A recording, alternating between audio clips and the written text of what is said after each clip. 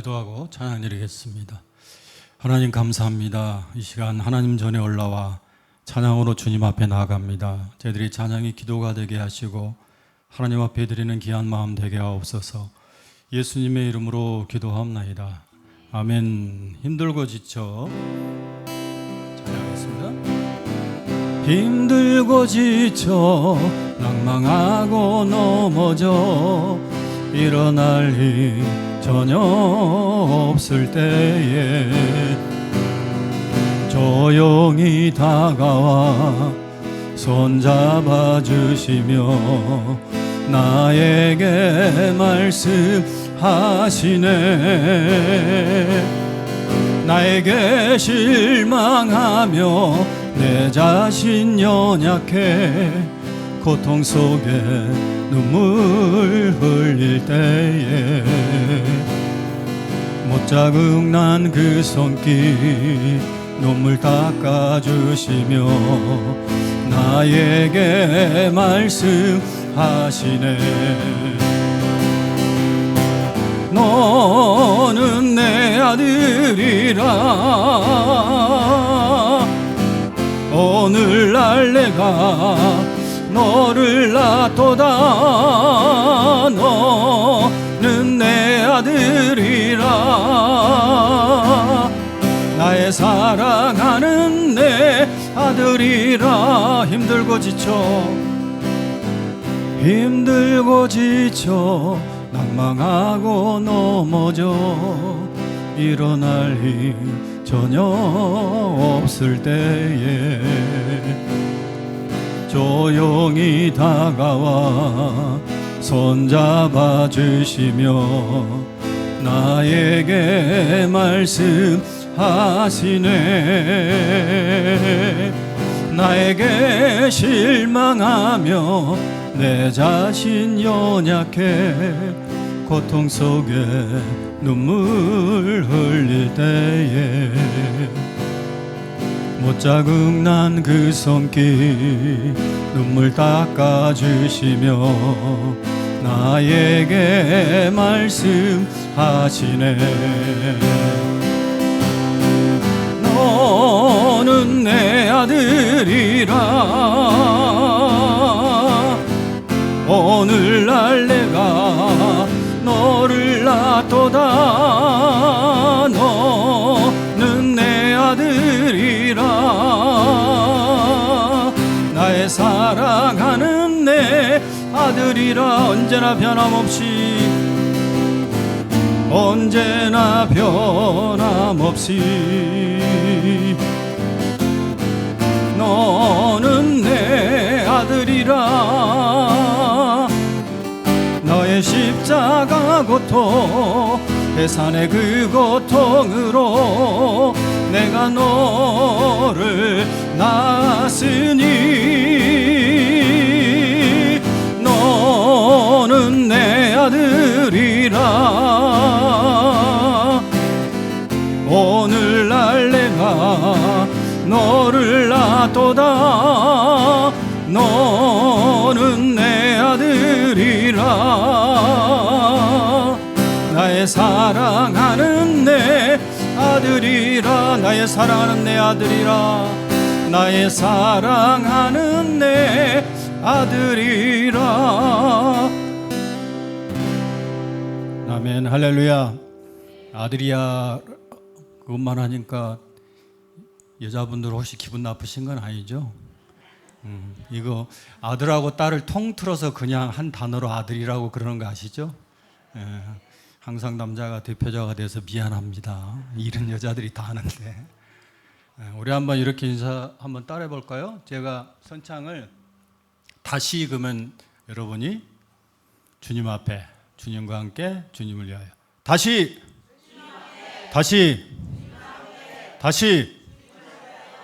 목사님 막 손을 이렇게 하시는데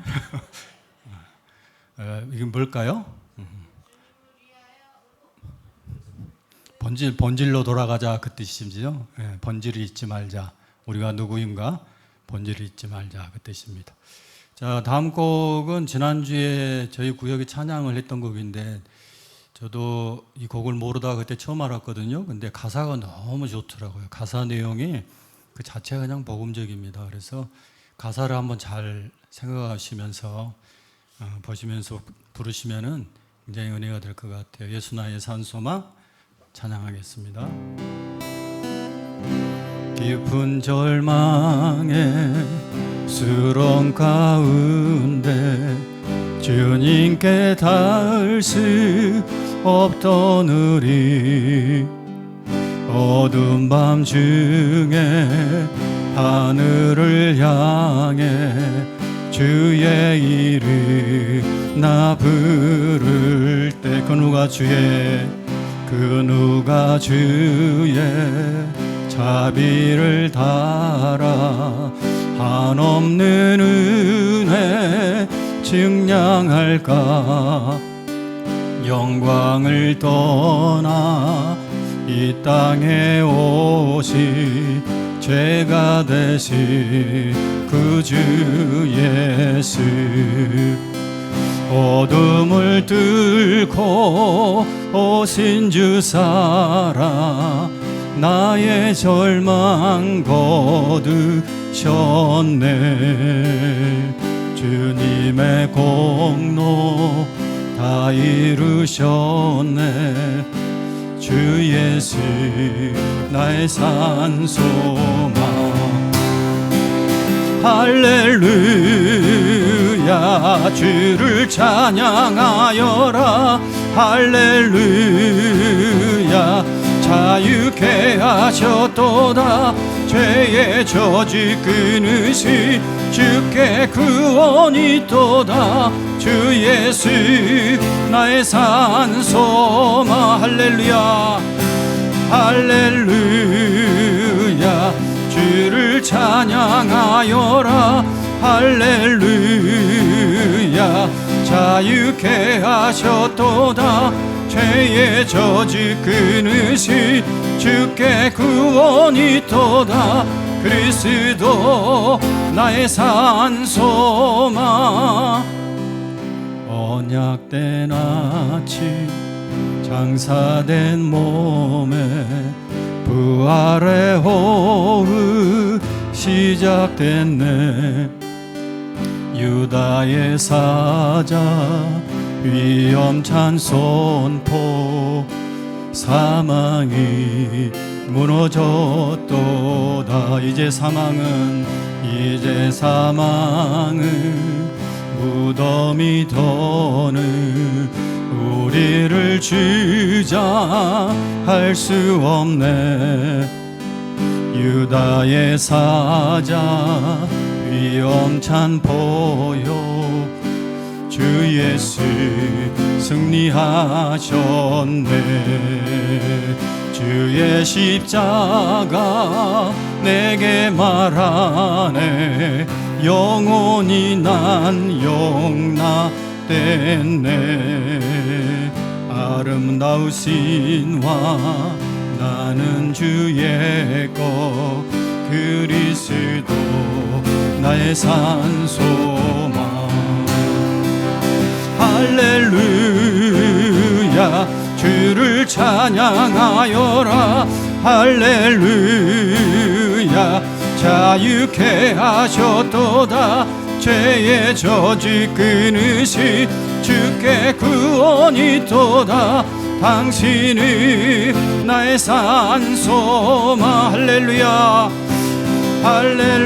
할렐루야 주를 찬양하여라 할렐루야 자유케 하셨도다 죄의 저주 끊으시 주께 구원이 있도다 당신이 나의 산소망 아멘 예배를 위해서 함께 기도하겠습니다.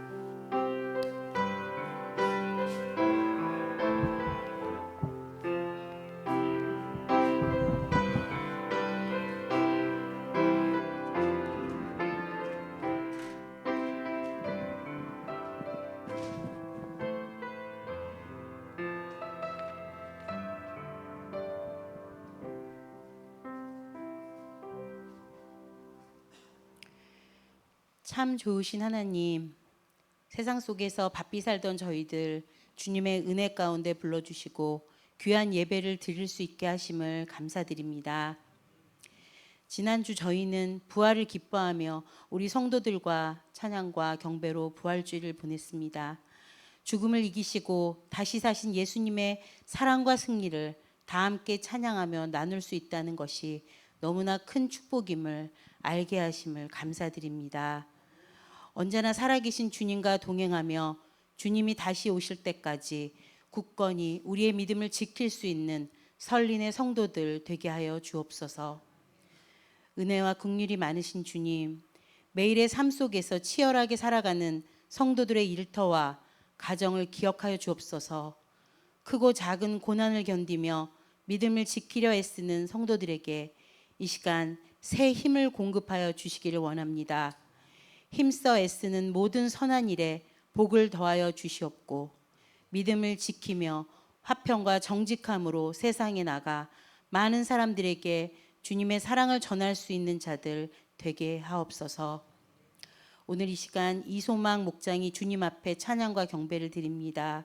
소망 목장 목원들의 삶 속에서 하나님을 경외하며 세상의 분주함 속에서도 고요히 주님의 말씀을 묵상하게 하시며 한결같은 마음으로 주님께서 허락하실 본향을 향해 믿음의 표대를 바라보며 함께 나가게 하옵소서.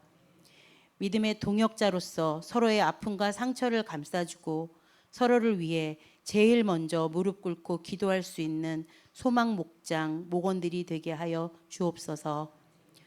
오늘 말씀을 전하실 오주환 목사님께 권능의 능력이 함께 하시며 선포될 말씀 위에 성령께서 역사하셔서 한 영혼도 빠짐없이 은혜 받게 하시며 말씀으로 감동케 하사 삶의 자리까지 이어지게 하옵소서. 이 모든 말씀 죽음을 이기시고 지금도 살아계신 우리 주 예수 그리스도의 이름으로 기도드렸습니다.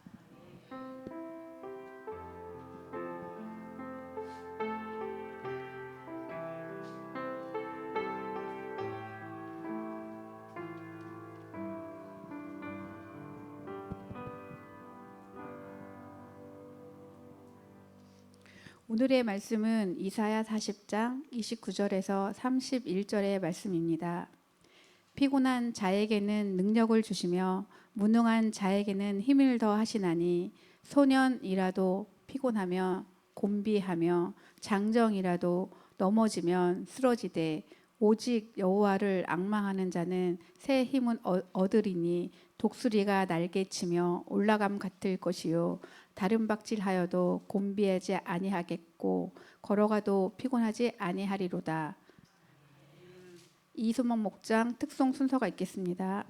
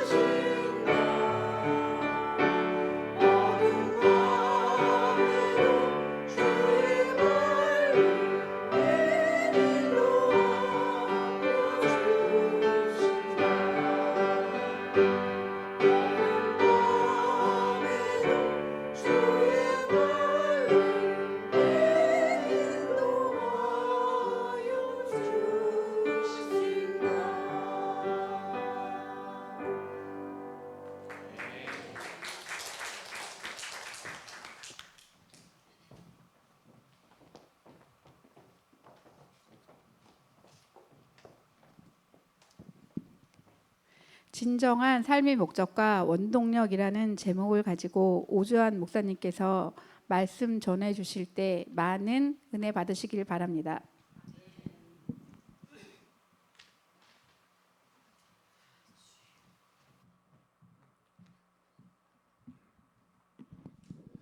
기도하시겠습니다. 사랑의 주님, 감사합니다. 우리를 3부 5 찬양 예배의 자리로 불러주셔서 하나님을 향해 진실된 찬양을 드리며 또 말씀과 기도로 성령의 충만함 가운데 인도하시니 감사를 드립니다. 이 시간 말씀을 들을 때에 우리에게 열린 마음을 허락해 주시기를 간절히 원합니다. 그리고 기름지고 열린 마음 가운데에 말씀의 귀한 씨앗이 잘 심겨질 수 있도록 도와주셔서 하나님의 귀한 말씀이 마음에 깊이 와닿는 시간과 자리가 될 수 있도록 주여 선하게 인도하여 주옵소서. 지치고 피곤치 않게 붙잡아 주시고 하나님으로 가득 채워지는 충만함을 경험하도록 자비를 베풀어 주옵소서. 주님께서 함께 하실 것을 믿고 감사드리며 예수님의 이름으로 기도드립니다. 아멘. 할렐루야. 오늘 또 주님을 기대하며 또 사모하는 마음으로 3부 오후 찬양 예배에 나온 모든 성도님들 가운데 하나님의 크신 은혜가 함께 하시기를 간절히 소망합니다. 또한 특송으로 은혜를 나누어 주신 그 이 소망 목장의 찬양을 하나님께서 기뻐 받으신 줄로 믿습니다. 함께 나눠 주신 이 가사의 찬양의 고백과 같이 어둠 가운데에서도 밝은 빛으로 우리를 선하게 인도하시는 그 주님을 향해 더욱 굳센 믿음으로 응답하며 나아가시는 우리 이 소망 목장과 또 여기 모인 저 여러분 모두가 되시기를 간절히 소망합니다. 사랑하는 여러분, 설교를 이제 말씀을 나누기 시작하면서 한 가지 질문으로 시작해 보려 합니다. 그 질문은 바로 이것이에요. 나는 지금 무엇에 이끌려 살아가고 있는가? 나는 지금 무엇에 인도함 받고 무엇에 이렇게 이끌려서 살아가고 있는가? 이 질문은 좀 단순해 보이긴 하지만 어쩌면 찬찬히 곱씹어 볼수록 우리의 삶 전체에 영향을 끼치는 매우 중요한 질문이기도 합니다. 모든 사람은 한 사람도 사실은 제외 없이 무언가에게 이끌려 살아가요. 어떤 이는 어제의 후회에 이끌리기도 하고요. 또 어떤 사람은 내일에 대한 두려움 때문에 오늘의 어떠함이 이끌리기도 합니다. 또 어떤 사람은 더 많이 가지고 싶은 욕심과 욕망에 이끌리기도 하고 또 어떤 사람은 다른 사람들의 눈길 또 다른 사람들에게 인정을 받기 위하여서 고군분투하며 이끌려가기도 해요. 이렇듯 무엇에 이끌리냐가 내 삶의 방향을 정한다라고 하는 것이죠. 이처럼 이 삶에 있어서 무언가에 이끌려서 내가 살아가는 이 원동력이라고 하는 것은 우리가 의식을 하든 의식하지 못하든 매일의 선택과 또 관계와 우리의 행동에 대해서 통제하고 이끌어 나아갑니다. 오늘 우리가 함께 나눌 이 말씀을 통해서는 이 목적으로 이끄는 삶 가운데에 이 두 가지의 측면을 함께 살펴보려고 합니다. 첫 번째는 우리를 잘못된 방향으로 이끄는 5가지의 원동력이 무엇인지 함께 살피고요. 또 두 번째로는 하나님이 우리에게 주신 그 좋은 목적을 알고 그 목적에 이끌려 살아갈 때에 어떤 아름다운 변화와 유익이 있는지에 대해서 함께 나누어 볼 수 있길 소망합니다. 먼저는 우리를 잘못된 방향으로 이끄는 이 5가지 원동력에 대해서 함께 나누려고 하는데요. 그 중에 첫 번째는 바로 죄책감입니다. 혹시 여기 모이신 분들 중에서는 지금도 어떤 과거의 실수나 그냥 과거에 경험했던 어떤 좀 충격적인 경험, 이런 상처가 마음 한켠을 짓누르고 계시지는 않은가요? 죄책감에 이끌려 사는 사람들은 자신도 모르게 어떤 과거와 미래가 이 죄책감이라는 원동력이 지배하도록 내버려 두게 된다고 합니다. 수치심을 감추기 위해 분주히 움직이지만 결코 자유롭지는 못하죠. 심지어 어떤 좀 극단적인 측면에서는 무의식적으로 죄책감이 내 자신을 벌한다고 해서 자신을 해치기도 해요. 성경은 가인의 이야기를 통해 이를 잘 보여줍니다. 아벨을 죽인 그 죄책감 때문에 가인은 하나님의 임재로부터 멀어져서 목적이 없이 헤매는 자가 되었어요. 하지만 하나님의 목적은 우리의 과거로 인해 결코 제한받지 않는 줄로 믿습니다. 그래서 시편 기자는 32편 1절에 이렇게 고백해요. 허물에 사함을 받고 자신의 죄가 가려진 자는 복이 있도다. 아멘. 하나님께서는 새로운 시작을 허락하시는 분인 줄로 믿습니다. 과거는 하나님의 손안에 있고 또 우리의 미래 또한 그분의 손안에 있음을 기억할 때에 우리는 어쩌면 이 죄책감이라는 것이 삶의 원동력이 돼서 나를 뒤흔들지 않을 수 있게끔 대비할 수 있게 될 줄로 믿습니다. 그리고 잘못된 원동력의 두 번째는 원한과 이 분노라고 하는 쓴뿌리입니다. 우리는 살아가면서 사실 상처를 받고 살아가죠. 내가 받기도 하고 나도 모르는 사이에 누군가에게 주기도 해요. 그리고 그래서 누군가에게 어쩌면 깊은 상처를 받아본 경험이 있으실 것 같아요. 또 그 상처가 그 당시로 끝나는 게 아니라 어쩌면 아직까지도 품고 계신 분이 있을지도 모르겠습니다. 그런 어떤 상처로부터는 원한과 또 분노를 품은 사람들은 상처 입은 그 자리에서 벗어나지 못하고 고통의 순간들을 끊임없이 되풀이합니다. 분노를 마음 안에 쌓아두거나 또는 그 분노를 나에게 적용하지 않는다면 타인에게 쏟아내기도 해요. 이러한 분노에 대해서 표출하지 않고 내 자신 안에 그냥 쌓아놓는 것, 그리고 그 분노를 내가 주체하지 못해 남에게 쏟아내는 것, 이 두 반응 역시 건강하지 못하고 이러한 어떤 해결책들은 우리를 살려내지 못합니다. 욥기서 5장 2절에서는 이렇게 이야기해요. 분노가 미련한 자를 죽이고 시기가 어리석은 자를 멸하느니라. 분노할 때 우리는 상처를 준 사람보다 우리 자신을 사실 더 많이 아프게 합니다. 그리고 누군가에게 이런 마음들과 생각들을 표출해서 해소하지 않고 그 상처를 혼자서 꼭꼭 싸매고 있는 한 또 그 상처는 결코 아물지 않게 되겠죠. 우리 자신을 위해서 좋은 방법은 하나님 안에서 그 과거의 기억에서 교훈만을 얻고 그 기억을 자연스럽게 흘러가도록 놓아버리는 것. 하나님 안에서 이러한 걸음을 노력하는 것이 우리에게 가장 지혜로운 길인 줄로 믿습니다. 그리고 세 번째는 바로 두려움입니다. 두려움을 일으키는 원인은 여러 가지가 있다고 해요. 어떤 굉장히 충격적인 경험, 그리고 비현실적인 기대, 그리고 때로는 부모님 집안 가정이 조금 엄격했을 때에 쉽게 두려움에 사로잡히거나 두려움을 좀 가까이 느낀다라고 합니다. 원인이 무엇이든 간에 두려움에 사로잡히게 되면 우리는 모험이라고 하는 이 새로운 기회에 대해서 사실은 깊게 생각하지 않아요. 그냥 그것은 회피하고 싶은 어떠함입니다. 그래서 좋은 기회를 놓쳐버리는 선택들을 하게 되지요. 그리고 어쩌면 이러한 착각에 빠지기도 합니다. 이제 나는 딱 봤을 때 리스크가 있는, 위험한 건 피했으니까 이제 나는 계속해서 안전한 상태일 거예요.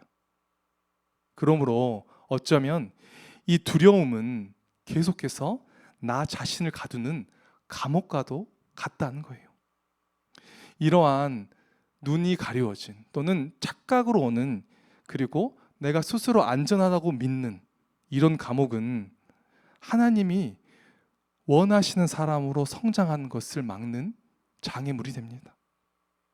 두려움은 우리를 무언가 이런 측면에서 안전하게 지켜주는 것처럼 느껴지지만 사실은 수많은 좋은 기회들을 잃어버리게 하고 나 자신의 좋은 성장을 막는 감옥이라는 거예요. 감옥에 갇혀 성장하지 못하는 삶은 하나님께서 원하시는 목적이 이끄는 무언가 온전한 삶과는 거리가 먼 것입니다. 요한일서 4장 18절은 그래서 이렇게 말씀합니다. 우리 이 부분 함께 합독해서 읽어보겠습니다. 사랑 안에 두려움이 없고 온전한 사랑이 두려움을 내쫓나니 두려움에는 형벌이 있음이라. 두려워하는 자는 사랑 안에서 온전히 이루지 못하였느니라. 아멘.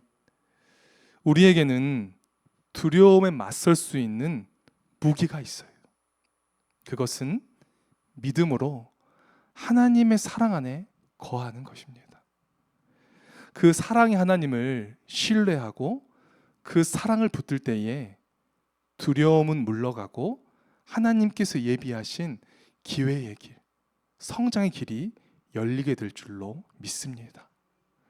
그리고 우리에게 잘못된 어떤 원동력을 주는 잘못된 어떤 길로 가게 하는 원동력 네 번째는 바로 물질입니다. 우리가 물질에 대해서 이러한 생각을 가지기가 참 쉬운 것 같아요. 내가 이 물질이라고 하는 것, 무언가 눈에 보이는 것을 더 많이 가지면 나는 더 행복해질 거예요. 이것들이 내 삶에 계속해서 채워진다면 나는 더 중요한 가치를 지닌 사람이 될 거예요. 그래서 이것들은 나를 더욱더 안전하게 지켜줄 거예요.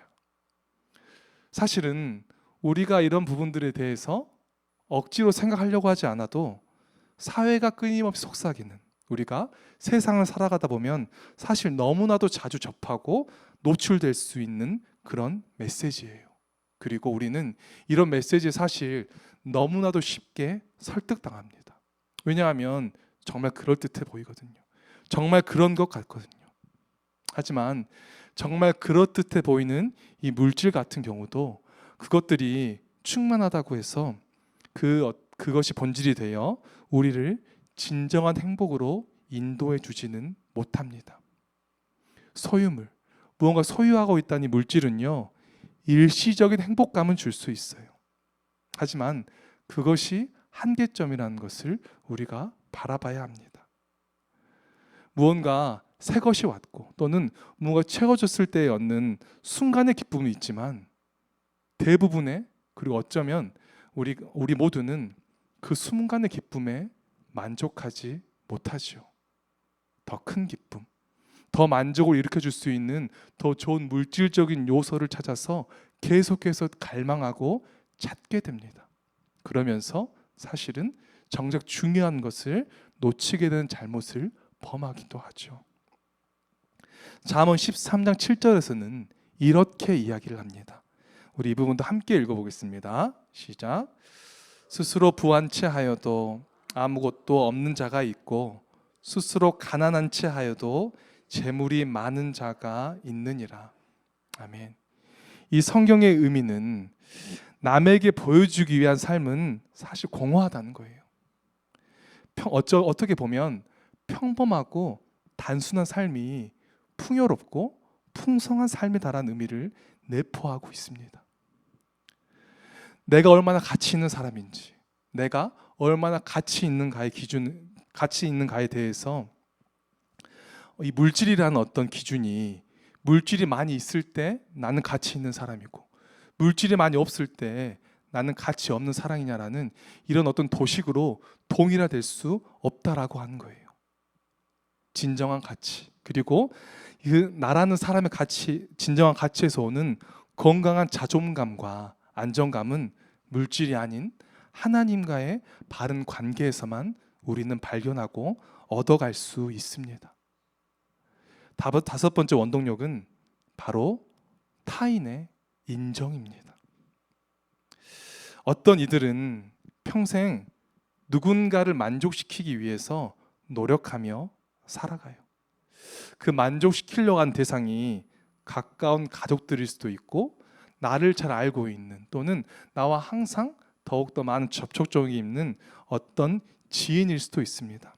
이렇게 다양한 요소, 다양한 또 대상들을 향해서 쉽게 만족하지 못하는 주변의 어떤 기대와 압박감에 끌려다니며 이런 것들이 계속해서 노출되었을 때에는 결국에는 내가 무엇 때문에 여기 있지? 정말 나는 누구이지? 내가 어쩌다가 이제 이렇게 하고 있지? 라고 하는 길을 잃어버리기가 참 쉬워요. 그래서 어쩌면 모든 사람을 만족시키려는 삶은 실패로 가기 매우 쉽습니다. 타인의 시선에 통제받고 타인의 시선에 많은 것들을 결정하며 무언가 움직이려는 삶은 우리를 향한 하나님의 놀라운 목적을 발견하지 못하게 하고 때로는 놓치게도 합니다. 이처럼 5가지의 잘못된 원동력들, 죄책감, 어떤 분노와 원한의 쓴풀이, 그리고 이 두려움, 물질, 타인의 인정은 이 모든 것이 막다른 골목길로, 지금 당장은 우리가 무언가 잘 되는 것처럼 마음이 시원한 것처럼 인도하지만 그 끝에는 막다른 골목으로 우리를 이끌 뿐입니다. 그렇다면 이런 잘못된 원동력이 아니라 정말 하나님의 선한 목적이, 하나님의 어떤 선한 목적으로 말미암는 원동력이 우리의 삶을 이끈다면 어떨까요?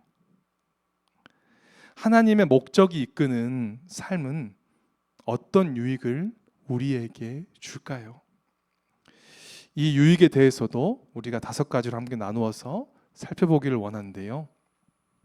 첫 번째로는 삶의 의미가 생깁니다. 사람은 의미를 찾게 되어 있는 것 같아요. 그리고 하나님께서 지으신 창조 섭리 가운데에서도 그것들이 있는 것 같습니다. 내가 많은 것들이 남부럽지 않게 채워져 있는다 할지라도 내가 지금 왜 살고 있지? 내 삶에 있어서 정말 방향성과 어떤 나아가야 될 것은 무엇이지? 라고 무언가 우리는 한 번씩 의문을 가지고 그것들이 해소되지 않으면 지금 있는 많은 것들이 허무하거나 허망하게 느껴지는 경우도 분명히 있는 것 같아요. 그래서 우리에게 삶의 참된 의미라고 하는 어떤 부분들이 견고하게 있다면 쉽지 않지만, 어렵지만 그 상황들을 우리는 견딜 수 있는 힘을 얻게 됩니다. 하지만 반면에 그냥 겉에 있는 무언가 그럴듯해 보이는 포장지만 있고 그 안에 실속, 내속, 어떤 의미가 없다면 사실 그 어떤 성공이라 할지라도, 누군가가 주어지는 명예라고 할지라도, 굉장히 좋아 보이는 굉장히 쾌락이라 할지라도 우리를 채워주지 못할 거예요. 그렇기 때문에 어쩌면 이 목적 없는 삶을 살아간다고 하는 것, 내 삶의 어떤 의미를 발견하지 못하며 살아간다고 하는 것이 우리 삶에 있어서 가장 큰 비극이지 않을까 생각이 듭니다. 하나님께서는 예레미야서 말씀을 통해 이렇게 말씀하십니다. 29장, 예레미야서 29장 11절의 말씀인데요. 우리 이 부분도 함께 합독하시겠습니다. 말씀이니라 너희를 향한 나의 생각을 내가 아나니 평안이요 재앙이 아니니라. 너희에게 미래와 희망을 주는 것이니라. 하나님께서 한 것이니라. 아멘. 하나님께서 우리 각자를 위한 아름다운 목적을 가지고 계신다는 사실, 그리고 그 목적이 평안이요 재앙이 아닌 것, 정말 참되고 좋은 소망이지 미래와 희망을 주는 것이지 재앙이 아니라고 하는 이런 분명한 우리의 의식이 있다라고 한다면 이것에서부터 우리는 삶의 가장 깊은 의미와 원천을 발견하게 될 것입니다. 두 번째로는 삶이 간결해지고 단순해진다라고 하는 거예요. 우리가 어떤 삶의 의미를 알고, 의미라는 또 목적이라는 것을 우리가 알게 되면 목적지가 정해졌기 때문에 우리가 사실은 내비게이션을 사용해봐도 마찬가지잖아요.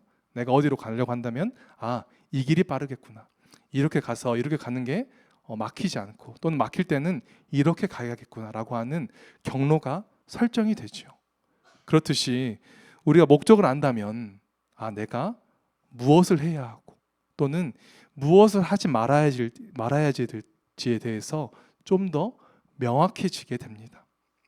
지금 내가 하고자 하는 이것이 나를 향한 하나님의 목적을 이루는데 정말 도움이 되는 건가? 지금 내가 결정하고 판단해서 무언가 하려고 하는 것이 그 하나님의 어떤 선한, 어떤 내 안에 있는 선함을 깨우치는데 분명히 도움이 되는 것인가? 라고 하는 이런 질문들은 어떤 수많아 보이는 어떤 복잡해지는 결정들을 단순하게 만들어주는 분명한 유익이 있는 줄로 믿습니다. 반대로 이 목적이 없다라고 한다면 우리는 어떤 상황과 또는 나의 기분 또는 주변의 어떤 변해지는 압력과 변해지는 상황들 때문에 그때그때마다 많은 것들이 달라지는 거예요. 이때에는 이게 맞는 것 같고 저 때에는 저게 맞는 것 같고 하면서 흔들리며 무언가 고민과 생각만 하다가 많은 것이 지체되고 지쳐버린다라고 하는 겁니다. 우리에게는 하나님의 뜻을 행하고 지킬 수 있는 시간이 충분히 주어진 줄로 믿습니다. 만약에 그 시간이 좀 부족하게 느껴진다고 한다면 우리는 어쩌면 하나님이 허락하시고 원하시는 것보다 내 생각과 내 기준 안에서 훨씬 더 많은 것들을 하고 있는 것은 아닌지 한번 생각해 볼 필요가 있습니다. 그렇기 때문에 이 목적이 이끄는 삶은 우리를 더 단순하게 하고 단순하기 때문에 그렇게 넓지 않고 많지 않은 선택지 안에서 더 쉽게 분별하고 그렇기 때문에 마음 가운데 오는 평화도 더 쉽게 주어지는 줄로 생각이 됩니다. 또 주어진 유익 세 번째로는 바로 초점이 생깁니다. 우리가 한번 이 빛이라는 것을 생각해 보시기를 바래요.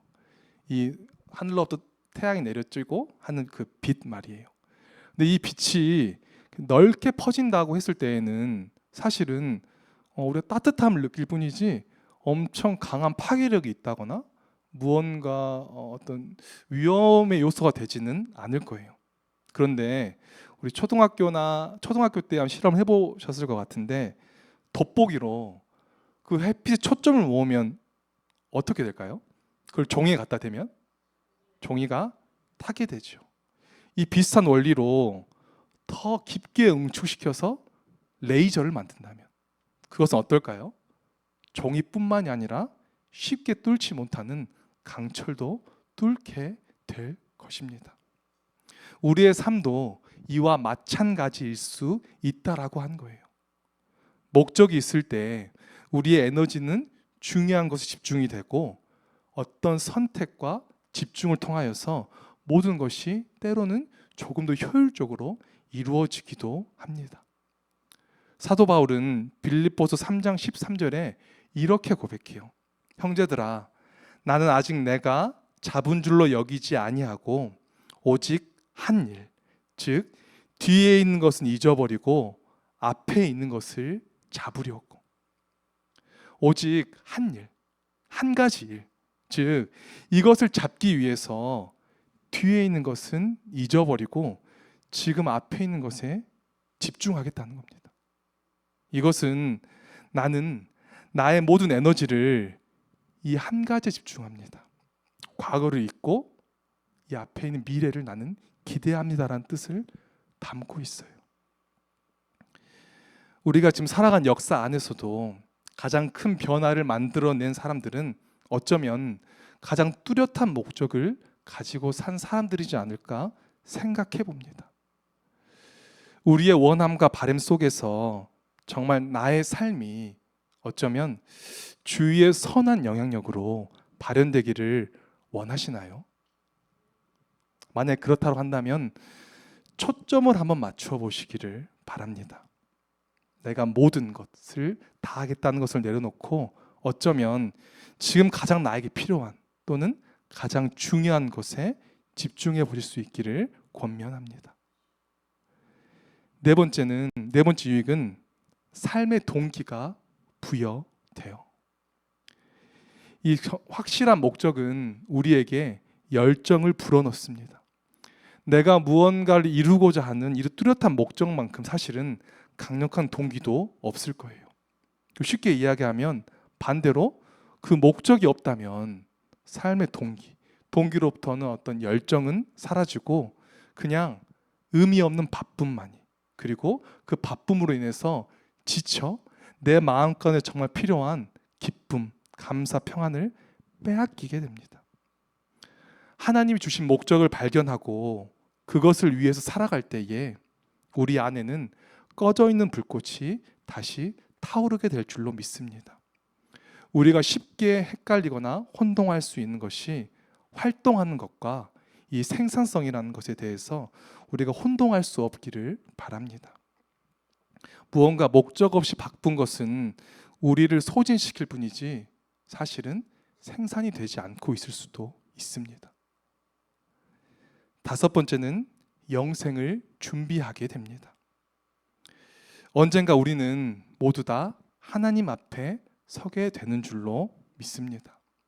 그리고 우리는 어쩌면 그 하나님 앞에 섰을 때에 이 두 가지 질문에 대해서 내가 한번 생각해 보았다면 좀 더 괜찮지 않았을까라는 생각이 들지도 몰라요. 첫 번째 질문은 이렇습니다. 하나님께서 우리에게 이런 질문을 물어보실 수도 모른다는 겁니다. 너는 나의 아들 예수 그리스도와 함께 무엇을 하였느냐? 이것은 예수님을 믿고 신뢰하며 사랑하는 것을 배웠는가 하는 질문입니다. 하나님께서는 우리의 종교적인 배경이나 교리적인 어떤 견해를 묻지는 않으실 겁니다. 중요한 것은 오직 예수님이 우리를 위해 하신 일들을 정말 받아들였는가, 그리고 그 예수님을 사랑하고 신뢰하며 살아가는 방법을 배웠는가 하는 것을 물으시지 않을까 생각이 됩니다. 그러므로 예수님께서 하신 내가 곧 길이요 진리요 생명이니 나로 말미암지 않고는 아버지께로 나올 자가 없느니라 라는 이 말씀을 붙들며 정말 내가 믿음으로 살아왔는지를 물어보실 수도 있다라는 거예요. 두 번째는 내가 너에게 준 것들로 너는 무엇을 하였느냐입니다. 하나님이 주신 은사와 재능과 기회와 자원들을 혹시 나 자신만을 위해서 썼는지, 아니면 하나님의 창조 목적을 위해 사용했는가를 물으시는 질문입니다.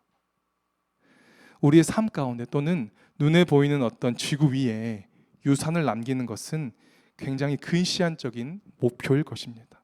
왜냐하면 기록이라는 것은 더 나은 사람이면 깨지기 마련이고요. 명성이라는 것은 시간이 지나면 사그라들기 때문입니다. 누군가에게 굉장히 인정받았던 공로 또한 시간이라는 것 앞에는 잊혀지기도 합니다. 우리는 영생을 하나님의 빛 안에서 예수 그리스도를 통해 깨달은 사람들입니다.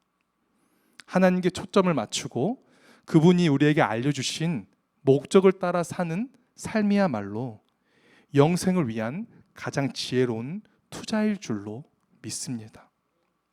그러므로 하나님을 기억하며 그분을 내 삶의 목적으로 살아가기 위해 애쓴다면 우리는 자연스럽게 앞에 있던 그 두 질문에 대답할 수 있는 영생을 준비하는 삶을 살아가게 될 줄로 믿습니다. 사랑하는 여러분, 오늘 이 시간을 통해서 내 스스로를 한번 돌아볼 수 있기를 간절히 소망합니다. 어쩌면 죄의식에서, 분노의 쓴뿌리에서, 두려움에서, 물질에서, 타인의 인정에서 지금 내 삶을 살아가고 있는 원동력을 발견하려고 노력하는 것은 아닌지, 혹시라도 그런 부분이 있다라고 한다면 이전에 익숙했던 그것에 눈을 돌려 하나님이 우리 각자를 위해 예비하신 그 목적을 바라볼 수 있기를, 그런 목적을 바라보며 구하는 저와 여러분이 되시기를 간절히 소망합니다. 하나님이 주신 그 목적을 발견하고 붙드는 순간 우리의 삶은 달라질 줄로 믿어요. 삶의 의미가 되살아나고 우리의 삶은 좀 더 간결해지고 단순해지며 정말 필요한 것에 집중할 수 있는 초점이 생기고 그것들을 해나가기 위한 힘과 지혜, 열정이 내 안에 자발적으로 생겨날 줄로 믿습니다. 그리고 이러한 걸음들은 결국 우리가 영생을 준비하는 데에 큰 도움이 될 줄로 믿어요. 그리고 이러한 목적이 이끄는 삶은 우리가 다음 읽으려고 하는 성경의 약수처럼 우리를 마르지 않는 힘과 평안함으로 인도해 줄 줄로 믿습니다. 오늘 말씀 본문이 이사야서 40장 29절에서 31절까지의 말씀인데요. 우리 세 구절의 말씀 합독하여 봉독하시겠습니다. 피곤한 자에게는 능력을 주시며 무능한 자에게는 힘을 더하시나니 소년이라도 피곤하며 곤비하며 장정이라도 넘어지며 쓰러지되 오직 여호와를 앙망하는 자는 새 힘을 얻으리니 독수리가 날개치며 올라감 같을 것이요 다른 박질하여도 곤비하지 아니하겠고 걸어가도 피곤하지 아니하리로다. 아멘. 하나님의 선한 목적이 이끄는 삶을 통해 하나님이 주시는 능력과 새 힘과 평안함을 늘 누리며 살아가시는 여기 모인 저 여러분 모두가 되시기를 주님의 이름으로 간절히 소망합니다. 기도하시겠습니다. 사랑의 주님, 주님의 자비 안에서 더욱 온전한 삶을 살아가기를 원합니다. 나의 삶 가운데 죄책감과 분노의 쓴뿌리와 두려움과 물질과 타인의 시선에 이끌려 살아온 날들이 있었다면 하나님의 빛 안에서 나 자신을 바로 보게 하시고 그 마음들을 돌이켜 우리를 위해 예비하신 선한 목적을 바라보며 구하며 붙들 수 있도록 인도하여 주옵소서. 그러므로 그 목적에 이끌려 살아가도록 힘과 지혜 또한 부어 주옵소서. 그래서 늘 주님을 바라보며 독수리가 날개쳐 오르는 것 같은 하나님의 능력과 새 힘으로 내 삶을 가득 채워가도록 우리를 선하게 인도하여 주옵소서. 우리를 사랑으로 대하시며 늘 선하게 인도하시는 예수님의 이름으로 감사하며 기도드립니다. 아멘. 할렐루야, 할렐루야. 네, 오늘 또 귀한 말씀 감사합니다. 우리가 오후 예배 목적이 이끄는 삶을 통해서 우리 삶을 한번 성찰해 보면서 하나님 안에서 주시는 목적들을 새롭게 세워서 하나님 주신 힘으로 올 한 해도 달려가는 저희들 되었으면 좋겠습니다. 다음 주 3부 찬양 예배는 뭐 계속 말씀드리고 있지만 새가족 양육 바나바 세미나로 진행됩니다. 리더십 세미나로 진행되니 우리 주보 참고하셔서 우리 많이 또 참석해 주시고 또 기도해 주시면 감사드리겠습니다. 권사님 임직 관련해서 이제 대상자분들하고 이제 게시판에 이제 아마 명단이 붙었을 텐데요. 임직을 위해서 여러분 또 기도해 주시고 또 대상자분들도 기도하시면서 4월 30일까지 또 신청서를 내주시면 6개월 공부하고 임직하겠습니다. 대신방 중에 있습니다. 금주간에 이제 3지구가 마무리되어 가는데요. 16궁 일목장 18일에 그리고 14관용 목장 21일에 이제 진행될 예정입니다. 우리 봄 대신방 위해서 성도님들의 또 기도 부탁드리겠습니다. 찬송가 488장 찬송 드리시고 축도로 마치겠습니다. 488장 이 몸의 소망 무엔가.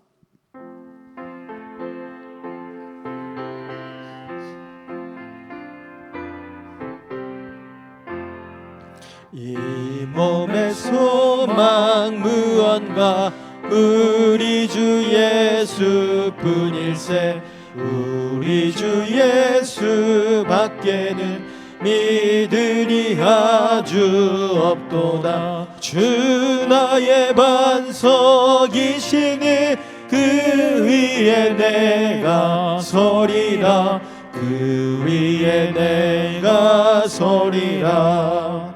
무섭게 바람 부는 밤 물결이 높이 설렐 때 우리 주 크신 은혜에 소망에 닿을 줄이라. 주 나의 반석이시니 그 위에 내가 서리라.